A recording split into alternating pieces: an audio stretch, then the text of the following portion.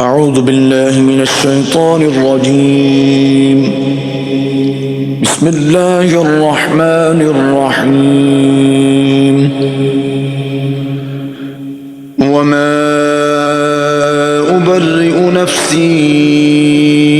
إن النفس لأمارة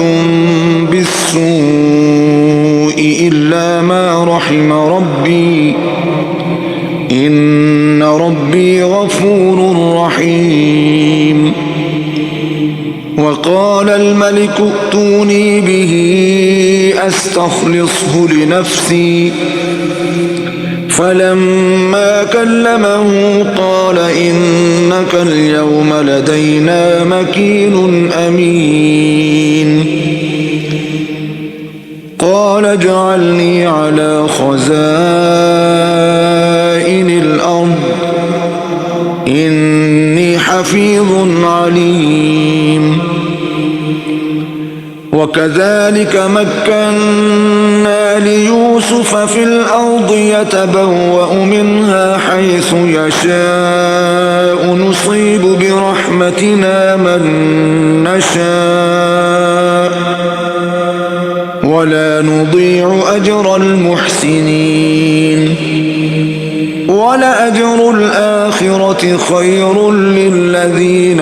آمنوا وكانوا يتقون.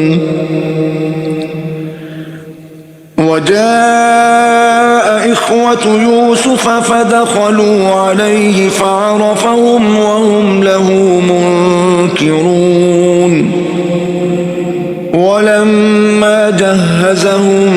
بجهازهم قال ائتوني بأخ لكم من أبيكم ألا ترون أني أوفي الكيل وأنا خير المنزلين. فإن لم تأتوني به فلا كيل لكم عندي ولا تقربون. قالوا سنراود عنه أباه وإنا لفاعلون.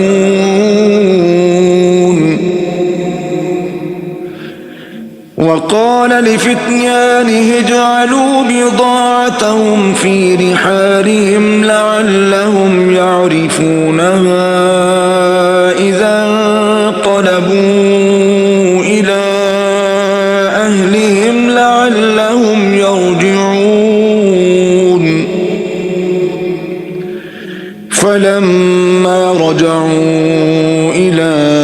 أبيهم قالوا يا أبانا منع منا الكيل فأرسل معنا أخانا نكتل وإنا له لحافظون. قال هل آمنكم عليه إلا كما أمنتكم على أخيه من قبل فالله خير حافظا وهو أرحم الراحمين. ولما فتحوا متاعهم وجدوا بضاعتهم ردت إليهم قالوا يا أبانا ما نبغي هذه بضاعتنا ردت إلينا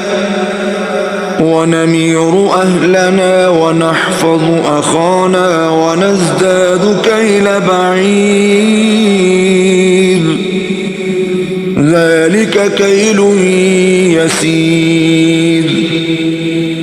قال لن أرسله معكم حتى تؤتون موثقا من الله لتأتونني به إلا أن يحاط بكم. فلما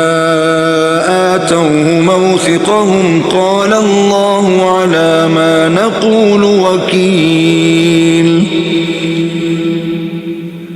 وقال يا بني لا تدخلوا من باب واحد ادخلوا من أبواب متفرقة وما أغني عنكم من الله من شيء إن الحكم إلا لله عليه توكلت وعليه فليتوكل المتوكلون. ولما دخلوا من حيث أمرهم أبوهم ما كان يغني عنهم من الله من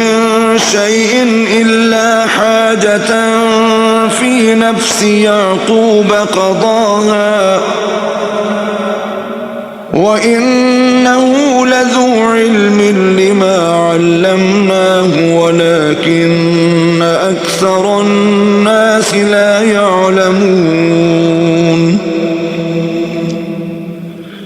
ولما دخلوا على يوسف آوى إليه أخاه قال إني أنا أخوك فلا تبتئس بما كانوا يعملون. فلما جهزهم بجهازهم جعل السقاية في رحل أخيه ثم أذن مؤذن أيتها العير إنكم لسارقون. قالوا وأقبلوا عليهم ماذا تفقدون؟ قالوا نفقد صواع الملك ولمن جاء به حمل بعير وأنا به زعيم. قالوا تالله لقد علمتم ما جئنا لنفسد في الأرض وما كنا سارقين. قالوا فما جزاؤه إن كنتم كاذبين؟ قالوا جزاؤه من وجد في رحله فهو جزاؤه كذلك نجزي الظالمين.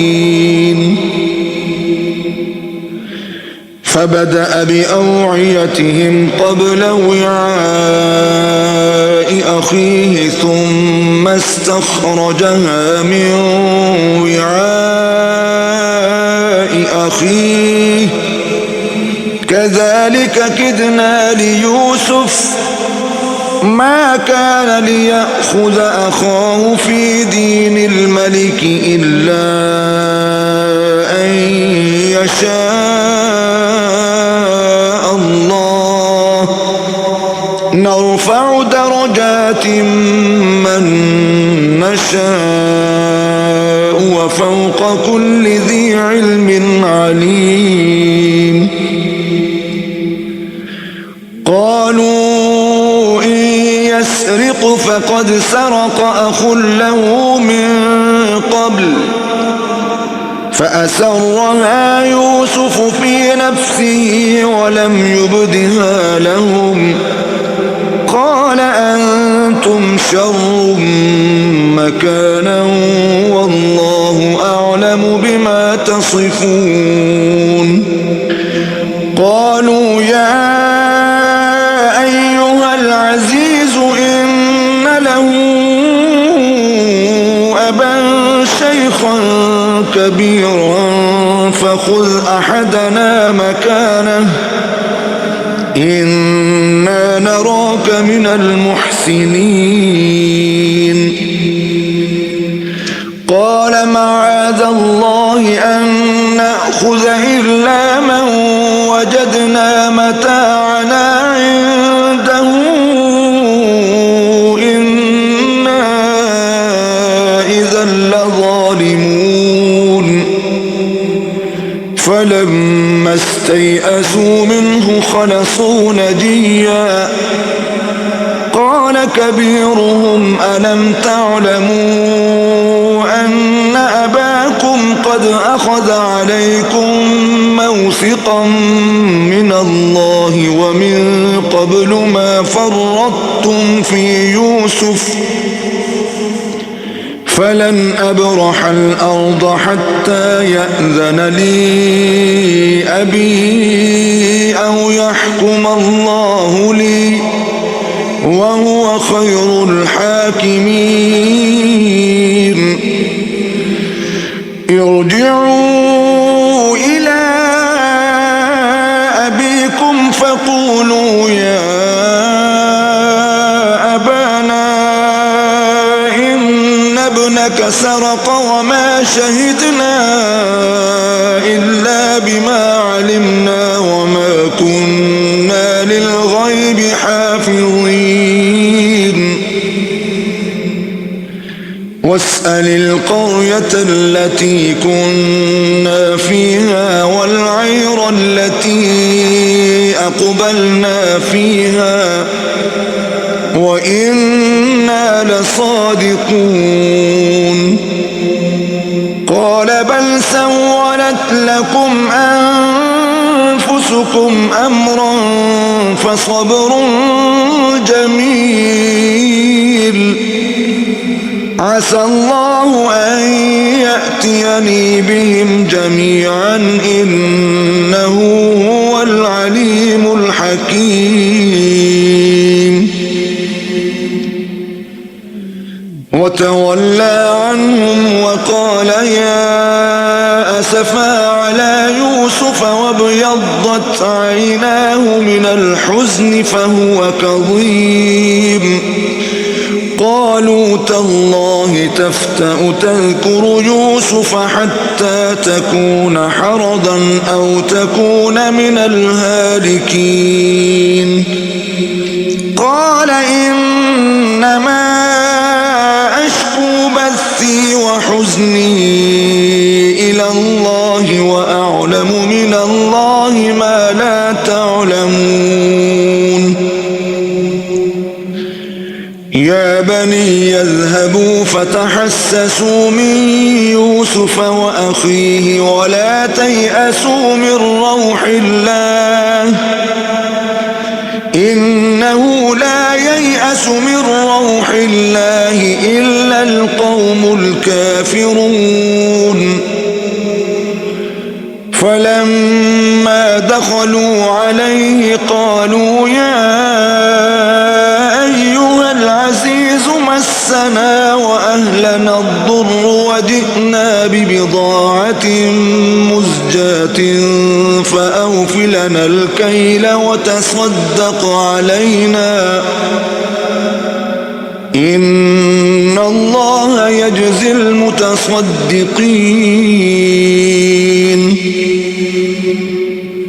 قال هل علمتم ما فعلتم بيوسف وأخيه إذ أنتم جاهلون قالوا أئنك لأنت يوسف قال أنا يوسف وهذا أخي قد من الله علينا إنه من يتق ويصبر فإن الله لا يضيع أجر المحسنين قالوا تالله لقد آثرك الله علينا وإن كنا لخاطئين قال لا تثريب عليكم اليوم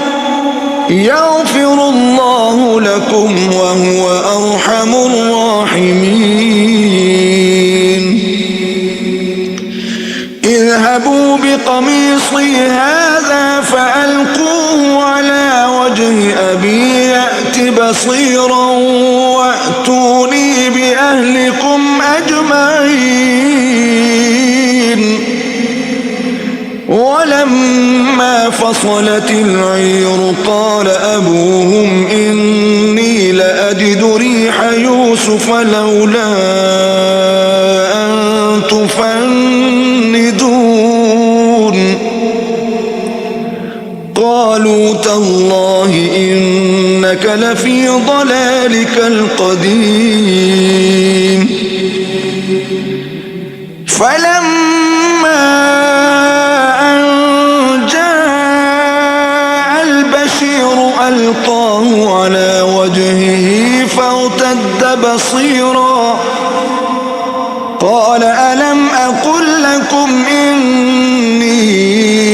أعلم من الله ما لا تعلمون قالوا يا أبانا استغفر لنا ذنوبنا إنا كنا خاطئين قال سوف أستغفر لكم ربي إنه هو الغفور الرحيم فلما دخلوا على يوسف آوى إليه أبويه وقال ادخلوا مصر إن شاء الله آمنين ورفع أبويه على العرش وخروا له سجدا وقال يا أبت هذا تأويل رؤياي من قبل قد جعلها ربي حقا وقد أحسن بي إذ أخرجني من السجن وجاء بكم من البدو من بعد أن نزغ الشيطان بيني وبين إخوتي إن ربي لطيف لما يشاء إنه هو العليم الحكيم رب قد آتيتني من الملك وعلمتني من تأويل الأحاديث فاطر السماوات والأرض أنت ولي في الدنيا والآخرة توفني مسلما وألحقني بالصالحين ذلك من أنباء الغيب نوحيه إليك وما كنت لديهم إذ أجمعوا أمرهم وهم يمكرون وما أكثر الناس ولو حرصت بمؤمنين وما تسألهم عليه من أجر إن هو إلا ذكر للعالمين وكأي من آية في السماوات والأرض يمرون عليها وهم عنها معرضون وما يؤمن أكثرهم بالله إلا وهم مشركون أفأمنوا أن تأتيهم غاشية من عذاب الله أو تأتيهم الساعة بغتة وهم لا يشعرون قل هذه سبيلي أدعو إلى الله على بصيرة أنا ومن اتبعني وسبحان الله وما أنا من المشركين وما أرسلنا من قبلك إلا رجالا نوحي إليهم من أهل القرى أفلم يسيروا في الأرض فينظروا كيف كان عاقبة الذين من قبلهم ولدار الآخرة خير للذين اتقوا أفلا تعقلون حتى إذا استيأس الرسل وظنوا أنهم قد كذبوا جاءهم نصرنا فنجي من نشاء ولا يرد بأسنا عن القوم المجرمين لقد كان في قصصهم عبرة لأولي الألباب ما كان حديثا يفترى ولكن تصديق الذي بين يديه وتفصيل كل شيء وهدى ورحمة لقوم يؤمنون.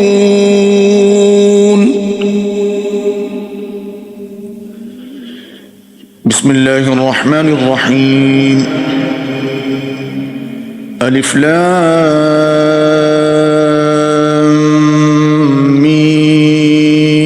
ميم را تلك آيات الكتاب والذي أنزل إليك من ربك الحق ولكن أكثر الناس لا يؤمنون. الله الذي رفع السماوات بغير عمد ترونها ثم استوى على العرش وسخر الشمس والقمر كل يجري لأجل مسمى يدبر الأمر يفصل الآيات لعلكم بلقاء ربكم توقنون. وهو الذي مد الأرض وجعل فيها رواسي وأنهارا ومن كل الثمرات جعل فيها زوجين اثنين يغشي الليل النهار إن في ذلك لآيات لقوم يتفكرون.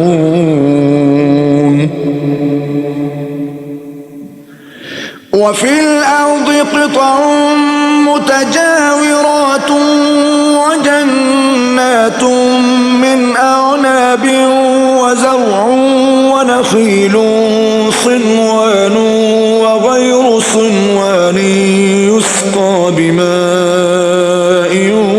واحد ونفضل بعضها على بعض في الأكل إن في ذلك لآيات لقوم يعقلون. وإن تعجب فعجب قولهم أئذا كنا ترابا أئنا لفي خلق جديد أولئك الذين كفروا بربهم وأولئك الأغلال في أعناقهم وأولئك أصحاب النار هم فيها خالدون. ويستعجلونك بالسيئة قبل الحسنة وقد خلت من قبلهم المثلات وإن ربك لذو مغفرة للناس على ظلمهم وإن ربك لشديد العقاب. ويقول الذين كفروا لولا أنزل عليه آية من ربه إنما أنت منذر ولكل قوم هاد. الله يعلم ما تحمل كل أنثى وما تغيض الأرحام وما تزداد وكل شيء عنده بمقدار. عالم الغيب والشهادة الكبير المتعال. سواء منكم من أسر القول ومن جهر به ومن هو مستخف بالليل وسارب بالنهار.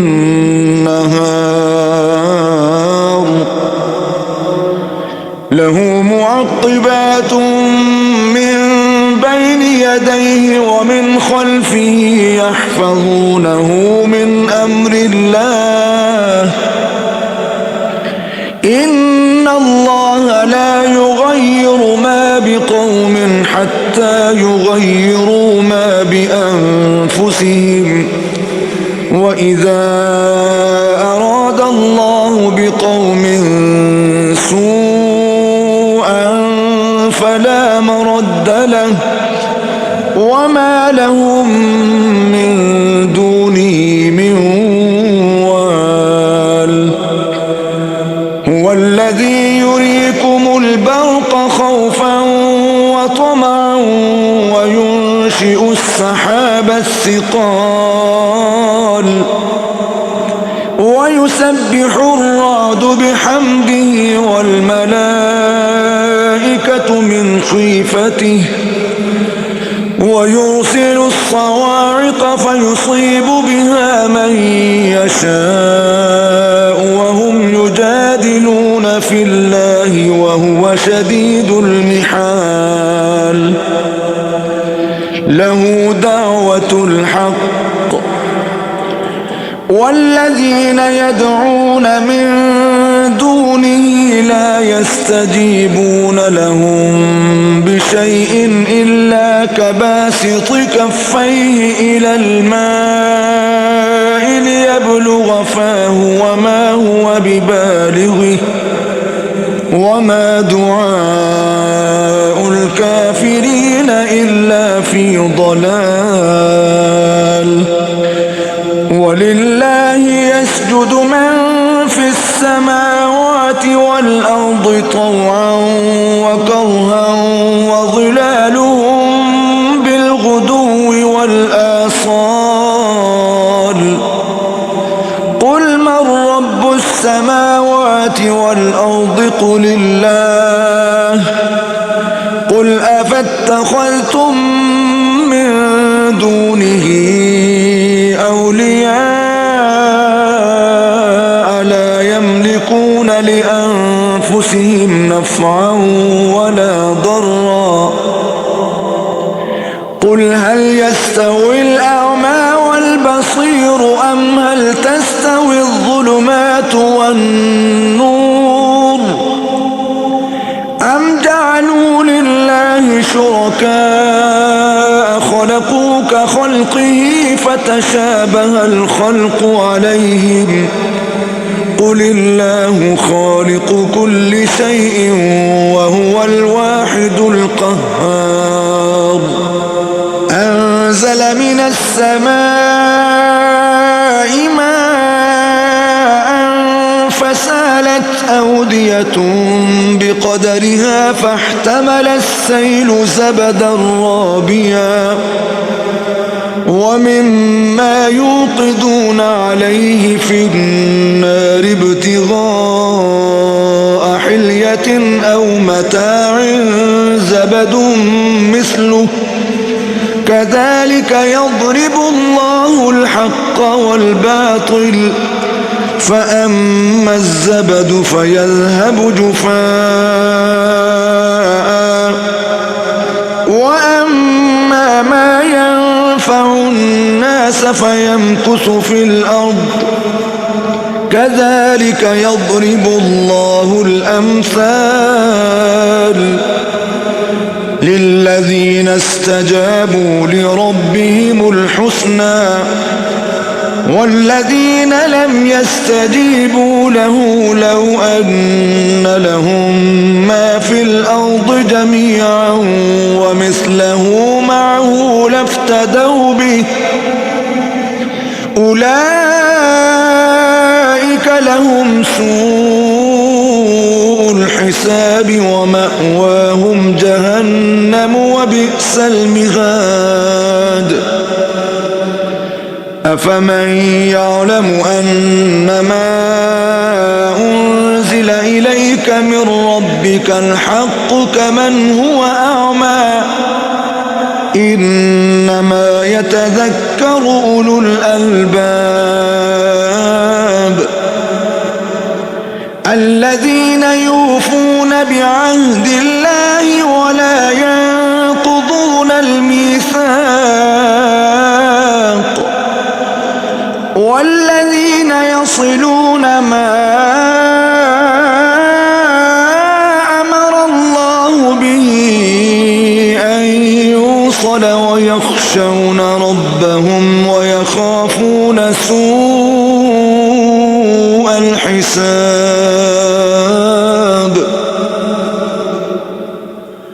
والذين صبروا ابتغاء وجه ربهم وأقاموا الصلاة وأنفقوا مما رزقناهم سرا وعلانية ويدرؤون بالحسنة السيئة أولئك لهم عقبى الدار جنات عدن يدخلونها ومن صلح من آبائهم وأزواجهم وذرياتهم والملائكة يدخلون عليهم من كل باب سلام عليكم بما صبرتم فنعم عقبى الدار والذين ينقضون عهد الله من بعد ميثاقه ويقطعون ما أمر الله به أن يوصل ويفسدون في الأرض أولئك لهم اللعنة ولهم سوء الدار الله يبسط الرزق لمن يشاء ويقدر وفرحوا بالحياة الدنيا وما الحياة الدنيا في الآخرة إلا متاع ويقول الذين كفروا لولا أنزل عليه آية من ربه قل إن الله يضل من يشاء ويهدي إليه من أناب الذين آمنوا وتطمئن قلوبهم بذكر الله ألا بذكر الله تطمئن القلوب الذين آمنوا وعملوا الصالحات طوبى لهم وحسن مآب كذلك أرسلناك في أمة قد خلت من قبلها لتتلو عليهم الذي أوحينا إليك وهم يكفرون بالرحمن قل هو ربي لا إله إلا هو عليه توكلت وإليه متاب ولو أن قرآنا سيرت به الجبال أو قطعت به الأرض أو كلم به الموتى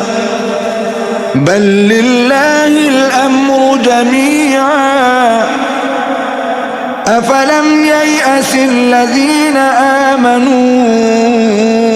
أن لو يشاء الله لهدى الناس جميعا ولا يزال الذين كفروا تصيبهم بما صنعوا قارعة أو تحل قريبا من دارهم حتى يأتي وعد الله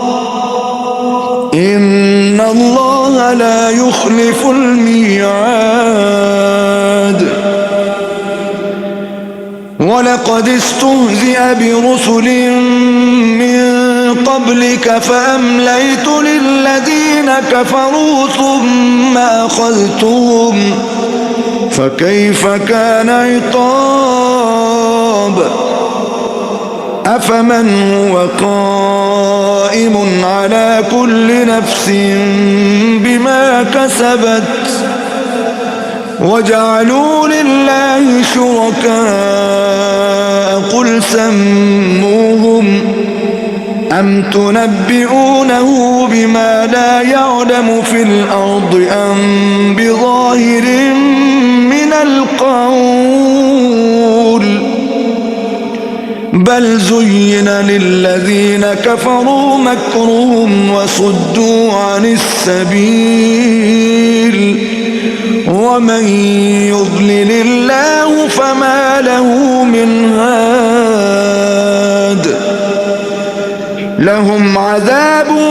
في الحياة الدنيا ولعذاب الآخرة أشق وما لهم من الله من واق مثل الجنة التي وعد المتقون تجري من تحتها الأنهار أكلها دائم وظلها تلك عقبى الذين اتقوا وعقبى الكافرين النار والذين آتيناهم الكتاب يفرحون بما أنزل إليك ومن الأحزاب من ينكر بعضه قل إنما أمرت أن أعبد الله ولا أشرك به إليه أدعو وإليه مآب وكذلك أنزلناه حكما عربيا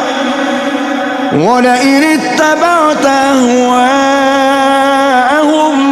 بعدما جاءك من العلم ما لك من الله من ولي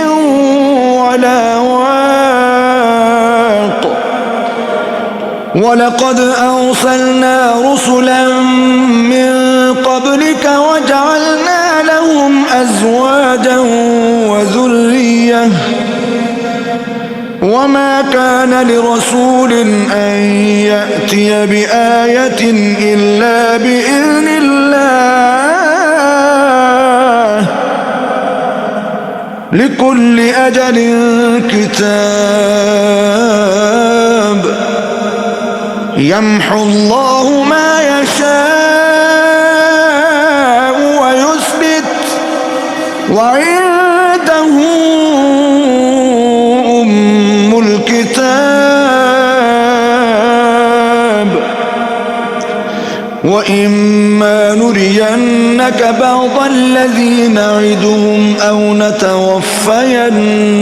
فإنما عليك البلاغ وعلينا الحساب أولم يروا أنا نأتي الأرض ننقصها من أطرافها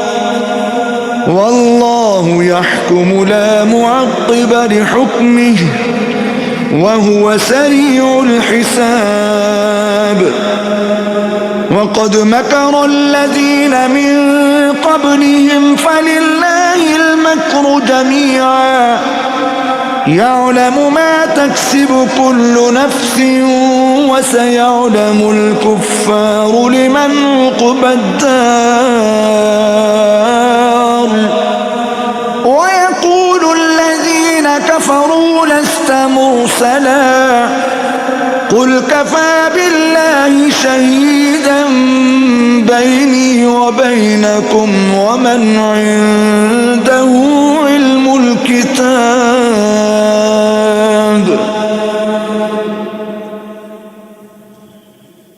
بسم الله الرحمن الرحيم. ألف لام را كتاب أنزلناه إليك لتخرج الناس من الظلمات إلى النور بإذن ربهم إلى صراط العزيز الحميد الله الذي له ما في السماوات وما في الأرض وويل للكافرين من عذاب شديد الذين يستحبون الحياة الدنيا على الآخرة ويصدون عن سبيل الله ويبغونها عوجا أولئك في ضلال بعيد وما أرسلنا من رسول إلا بلسان قومه ليبين لهم فيضل الله من يشاء ويهدي من يشاء وهو العزيز الحكيم ولقد أرسلنا موسى بآياتنا أن أخرج قومك من الظلمات إلى النور وذكرهم بأيام الله إن في ذلك لآيات لكل صبار شكور وإذ قال موسى لقومه اذكروا نعمة الله عليكم إذ أنجاكم من آل فرعون يسومونكم سوء العذاب ويذبحون أبناءكم ويستحيون نساءكم وفي ذلكم بلاء من ربكم عظيم وإذ تأذن ربكم لئن شكرتم لأزيدنكم ولئن كفرتم إن عذابي لشديد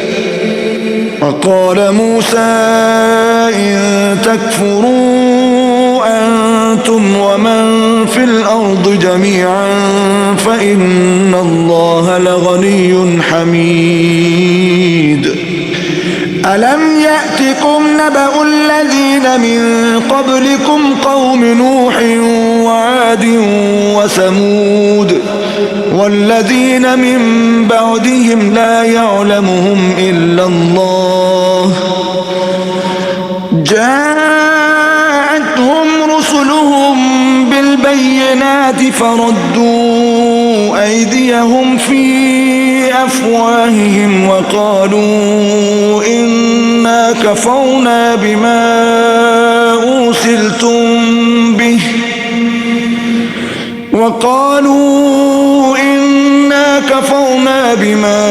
أرسلتم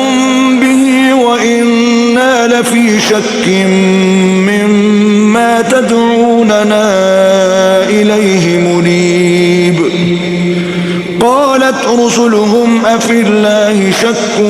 فاطر السماوات والأرض يدعوكم ليغفر لكم من ذنوبكم ويؤخركم إلى أجل مسمى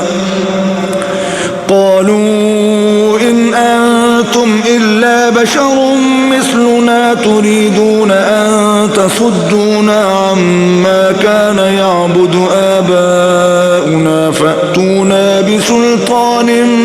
مبين قالت لهم رسلهم إن نحن إلا بشر مثلكم ولكن الله يمن على من يشاء من عباده وما كان لنا أن نأتيكم بسلطان إلا بإذن الله وعلى الله فليتوكل المؤمنون وما لنا ألا نتوكل على الله وقد هدانا سبلنا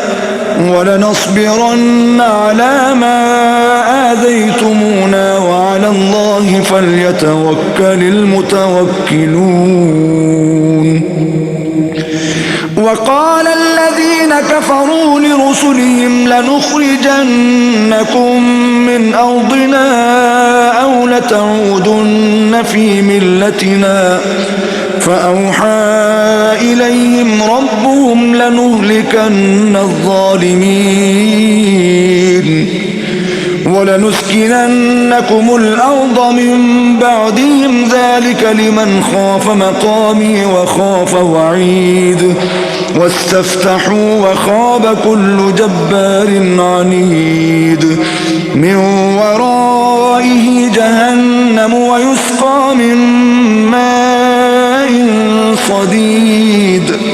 يتجرعه ولا يكاد يسيغه ويأتيه الموت من كل مكان وما هو بميت ومن ورائه عذاب غليظ مثل الذين كفروا بربهم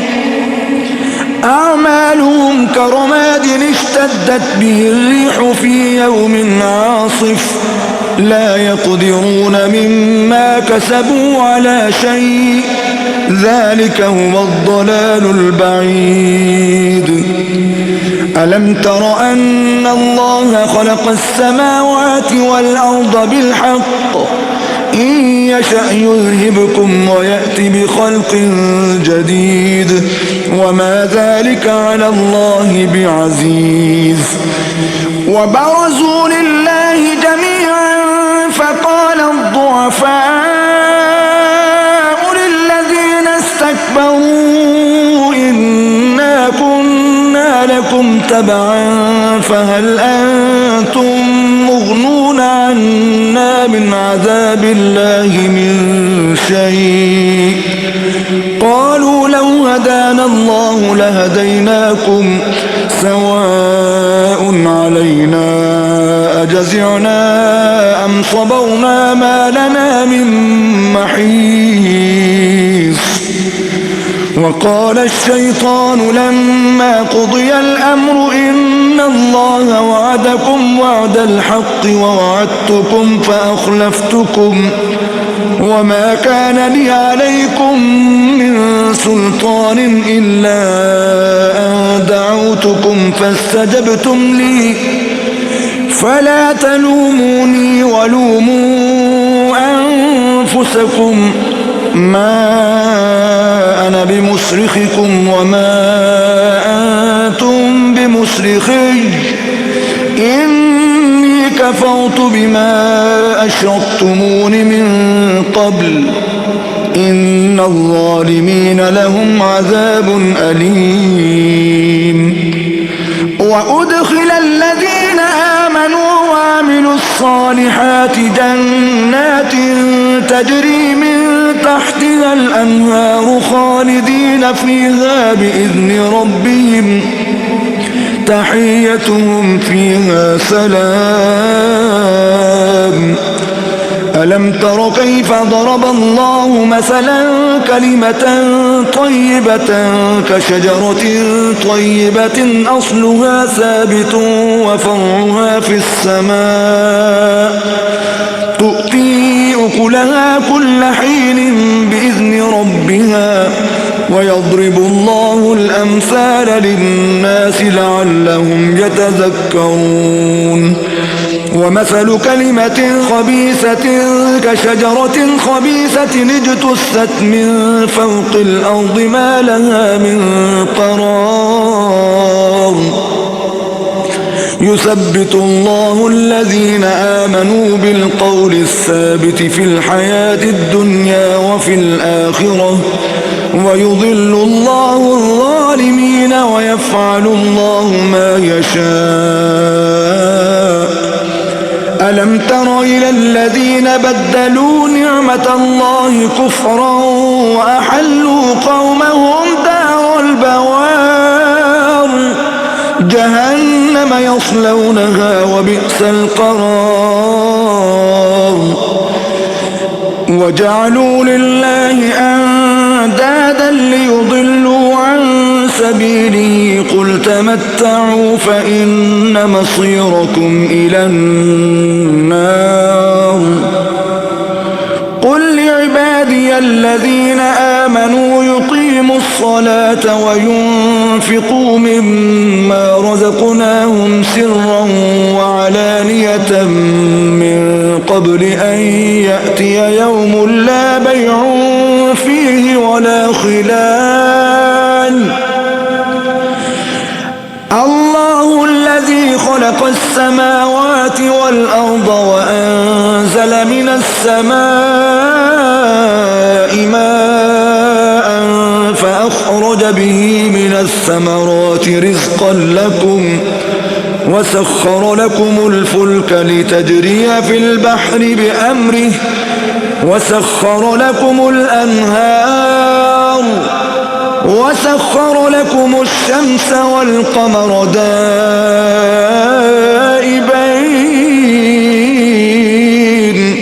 وسخر لكم الليل والنهار وآتاكم من كل ما سألتموه وإن تعدوا نعمة الله لا تحصوها إن الإنسان لظلوم كفار وإذ قال إبراهيم رب اجعل هذا البلد آمنا واجنبني وبني أن نعبد الأصنام رب إنهن أضللن كثيرا من الناس فمن تبعني فإنه مني ومن عصاني فإنك غفور رحيم ربنا إني أسكنت من ذريتي بواد غير ذي زرع عند بيتك المحرم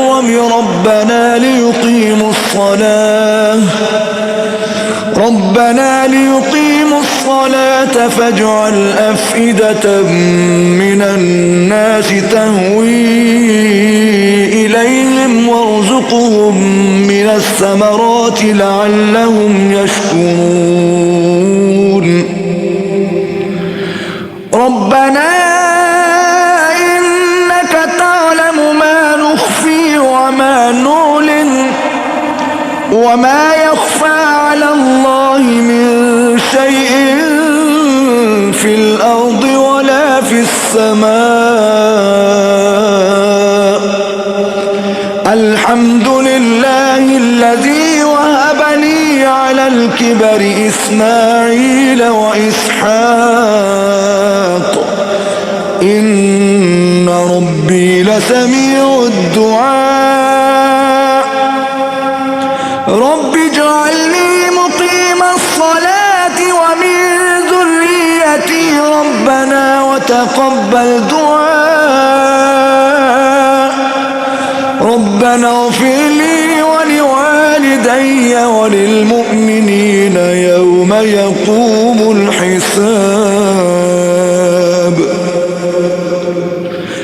ولا تحسبن الله غافلا عما يعمل الظالمون إنما يؤخرهم ليوم تشخص فيه الأبصار مهطعين مقنعي رؤوسهم لا يرتد إليهم طرفهم وأفئدتهم هواء وأنذر الناس يوم يأتيهم العذاب فيقول الذين ظلموا ربنا أخرنا إلى أجل قريب نجب دعوتك ونتبع الرسل أولم تكونوا أقسمتم من قبل ما لكم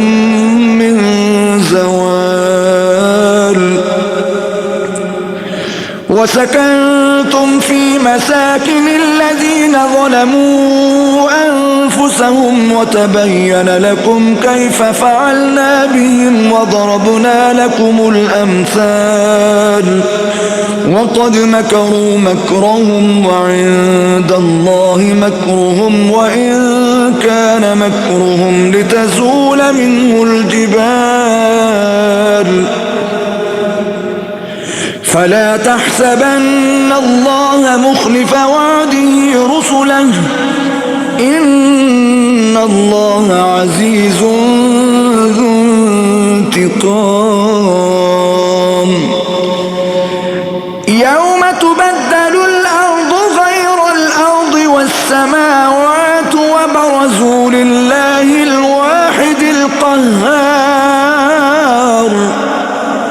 وترى المجرمين يومئذ مقرنين في الأصفاد سرابيلهم من قطران وتغشى وجوههم النار ليجزي الله كل نفس ما كسبت إن الله سريع الحساب هذا بلاغ للناس ولينذروا به وليعلموا أنما هو إله واحد وليذكر أولو الألباب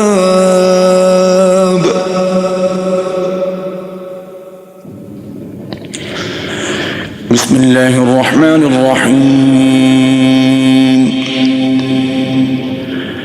ألف لام را تلك آيات الكتاب وقرآن مبين